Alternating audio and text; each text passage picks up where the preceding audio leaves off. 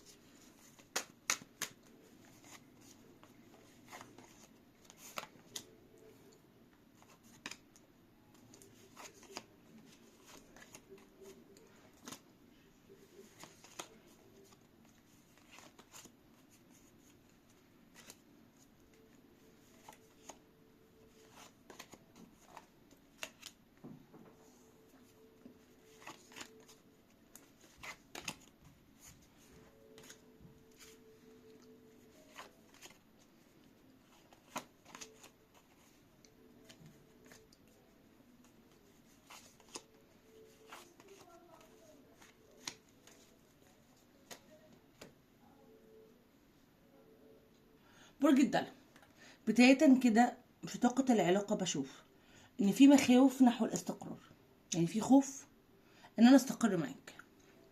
طيب هنا كوين اوف سورد بتتكلم، بتقول ايه؟ بتقول يا اما الظروف او التوقيت مش مناسب لاستقرار او ترسيم او حتى وجود العلاقه.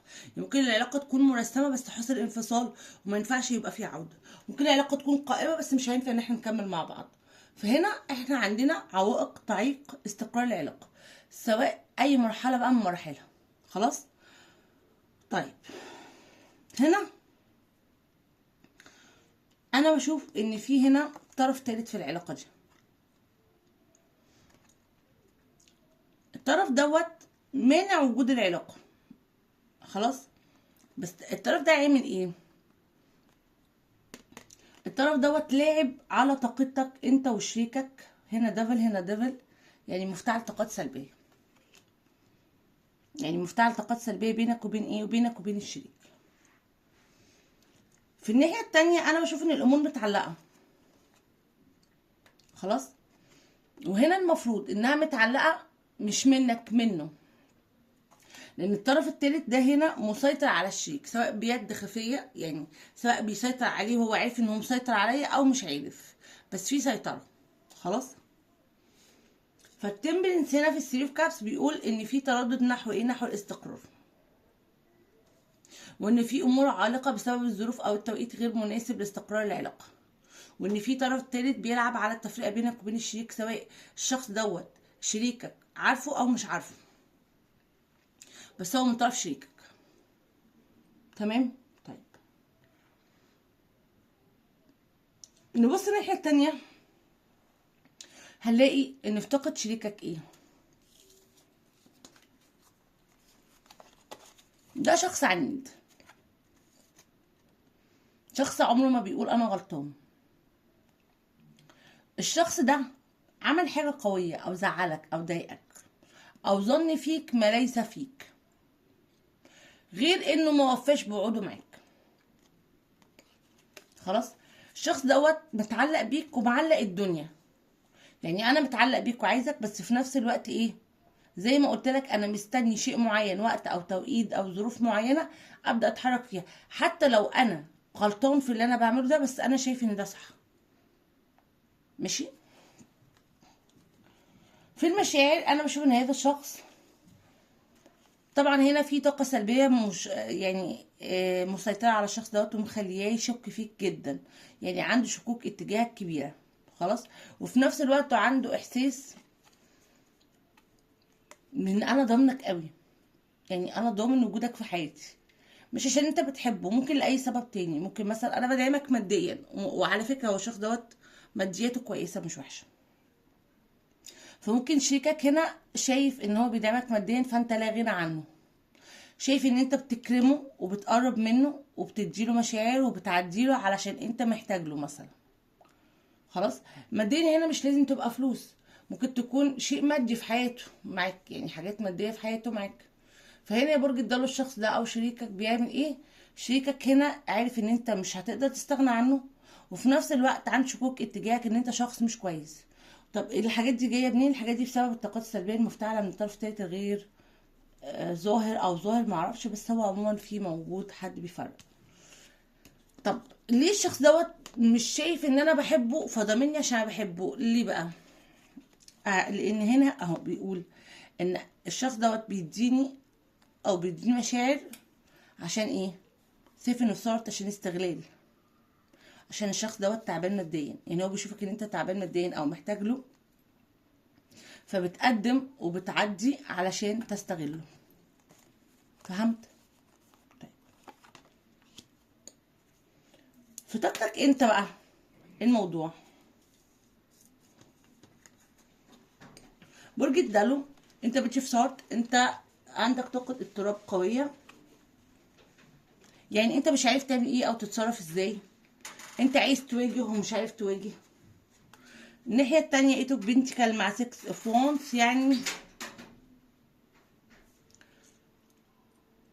انا عايز اشتغل على نفسي وانجح، وعايز اظهر العلاقة دي للعلن، وعايز اشتغل عليها، وعايز ابين نفسي فيها، وعايز الشخص دوت يديني حقوقي، يديني اللي انا استحقه فيها. وفي نفس الوقت انا مش عارف اعمل كده لان ظروفي تمنعني ان انا اقف قصاده، وظروفي تخضعني ليه، مخلياني استحمله او استنى معاه. فاهم؟ طيب، مشاعرك هنا انت بتحبه وعندك حنين ليه قوي. خلاص، وبتحس ان الشخص دوت ممتلك حاجات كتير فيك جدا، وان انت بدون هذا الشخص يعني لازم يكون في حياتك، من غيره انت بتتعب. وفي نفس الوقت انت عارف ان وجوده في حياتك هو وجود سام، بمعنى ان في ظلم عليك، ربما بيساعدني في حياتي ماشي، بس الشخص ده وجوده في حياتي في ظلم عليا واقع منه.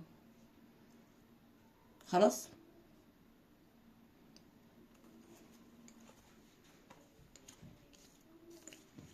بتشوف شريكك ازاي برج الدلو؟ بتشوف ان هو شخص اناني متملك مسيطر، عايز يمتلك كل شيء بكل انانيه وبكل سيطره. وبتشوف ان الشخص دوت شخص صارم وصعب، ما عندهوش مشاعر قويه اتجاهك، عايز يمشي الدنيا بقوانينه وقواعده الخاصه. وبشوف كمان ان هو شخص هيرمت، دايما بيحب يدور وراك ومش مطمن لك، ودايما عنده استعداد ان هو يسيبك ويمشي. تمام. طيب، تعالى دلوقتي نشوف برج الدلو رسائل عقل الباطن من هذا الشخص تجاهك ايه.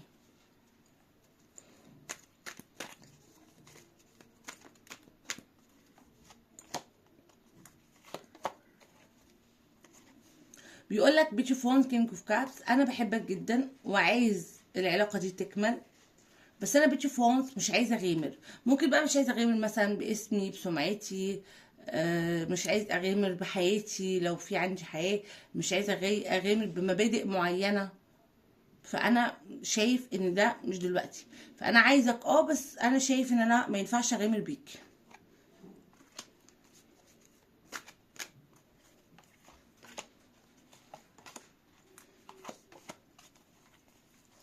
بص، هو في الخطوات هنا هو هيحسبها من كل الاتجاهات بحيث ان هو ما يخسرش، هو هيحسبها بحيث ان هو ما يخسرش، هو هيستقر معاك وهيحتفظ بيك، بس بالشروط الخاصة زي ما قلنا وبالطريقة اللي تريحه وتضمن عدم تعرضه لأي مشاكل.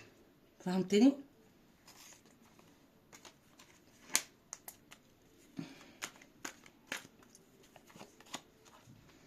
تسام كن واضح وقول شروطك بكل وضوح وادعم رأيك، لان انت الفترة الجاية هيكون عندك دعم كوني هيساعدك ان انت ما تبقاش تحت سيطرة اي شخص في الدنيا.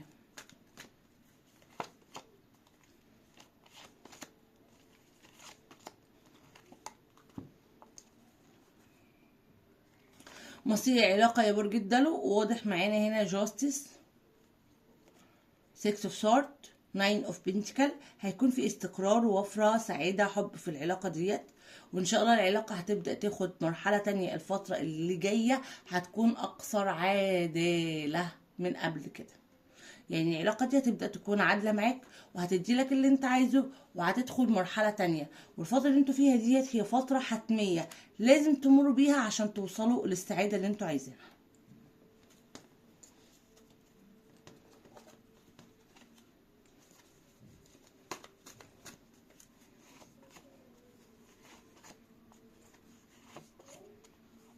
هنا بيقولك children، لو عندك اطفال من هذا الشخص متخليهمش يأثروا على قرارك معاه، ولو ما عندكش متتعاملش معاه بسطحية.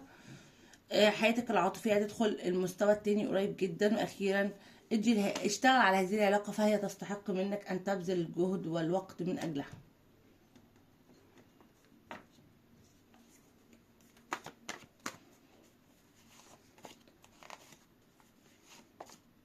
بيقول لك اخبار حلوه تاتيك في فتره قصيره، تغيرات في مستقبلك، تغيرات مهمه اساسيه، سفر، بدايات جديده. خلي بالك في اشخاص حواليك بيتمنوا لك الخسائر وبيتكلموا عنك في ظهرك.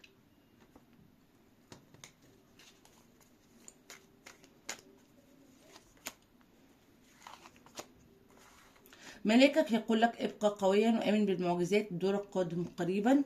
يقول الكون لقد شعرت بتردداتك الان، حان دورك للفوز باجمل الحظوظ.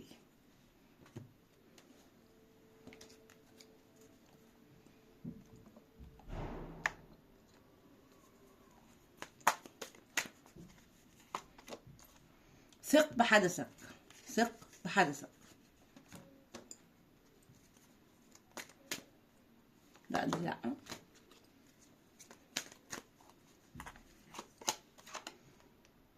في شخص الفترة اللي جاية هيبدأ يتقرب منك، عنده ضغوط كتير جدا ربما يأثر عليك بالسلب، خلي بالك. دلوقتي دمر سؤال إجابته نعم أو لا، حط سؤال في بالك تاني نشوف الإجابة إيه.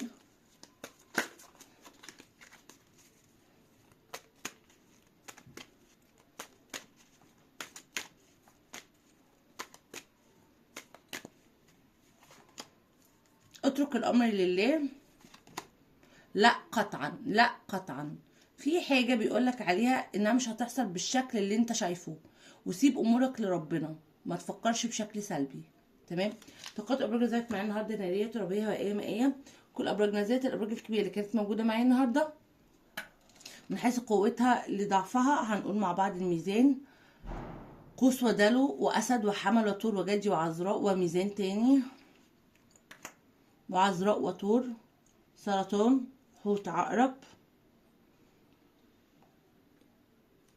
كده تكون خلصت قراءتنا مع بعض. شكرا لكم واشوفكم على خير، توحشوني جدا جدا، مستنيكم في قراءات تانية كتير. ارجو لو عجبتكم القراءة متنسوش لايك واشتراك في القناة وتفعيل زر الجرس ليصلكوا كل جديد. باي باي.